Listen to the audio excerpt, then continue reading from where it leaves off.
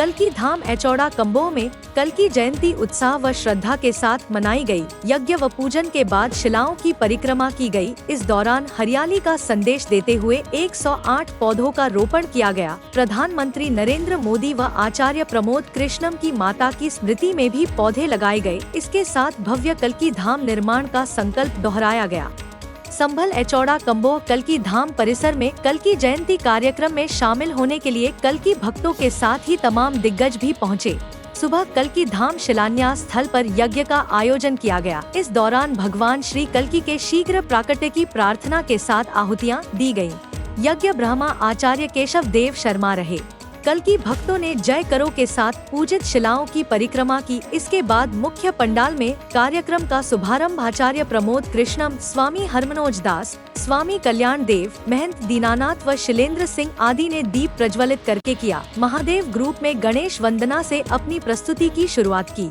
कल्की पीठाधीश्वर आचार्य प्रमोद कृष्णम ने कल्की धाम निर्माण की चर्चा करते हुए कहा कि देश के प्रधानमंत्री नरेंद्र मोदी द्वारा शिलान्यास के बाद अब भव्यता से धाम का निर्माण कार्य होगा। उन्होंने कलयुग में संभल पावन धारा पर कल्की अवतार के बारे में भी बताया। डीएम राजेंद्र पैसिया ने कहा कि कल्की जयंती पर पौधरोपण अभियान का संदेश पूरे देश में जाएगा।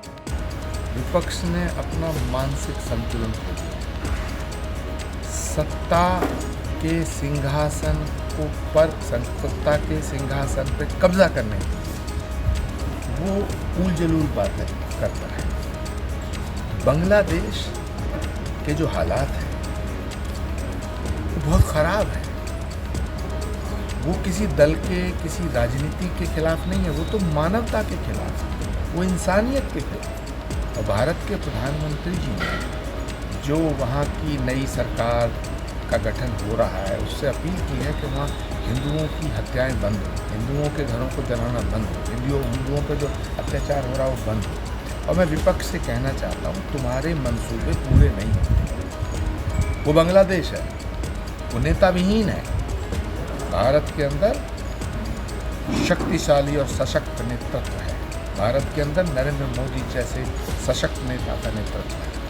आप ये मंसूबे मत पालो कि भारत की हालत भी बांग्लादेश जैसी। हाँ, आप अपनी बुद्धि को ठीक करो। मैं आज कल्की जयंती के उपलक्ष्य में भगवान से प्रार्थना करता हूँ कि विपक्ष की बुद्धि को ठीक करें, विपक्ष को सद्बुद्धि दें, विपक्ष भारत के साथ चले, विपक्ष भारत के लोकतंत्र को मजबूत करे, विपक्ष भारत की जनता की भावनाओं को समझे, जन भावनाओं का आदर करते हुए विपक्ष देश के साथ खड़ा, देश के दुश्मनों के साथ खड़ा होना ठीक है।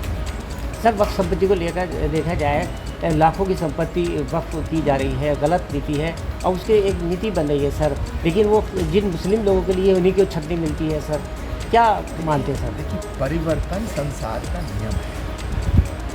जो देश के हित में है, जो आवाम के हित में है, वो संशोधन होते हैं और होने चाहिए।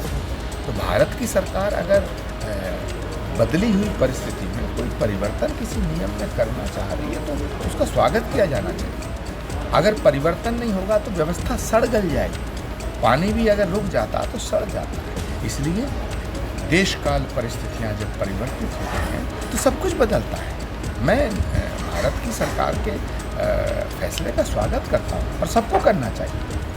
देश की जनता के हित में जो जो फैसले सरकार को लेने चाहिए वो सरकार को ज़रूर लेने चाहिए, निडर होकर लेने चाहिए और देश की जनता को उसका वेलकम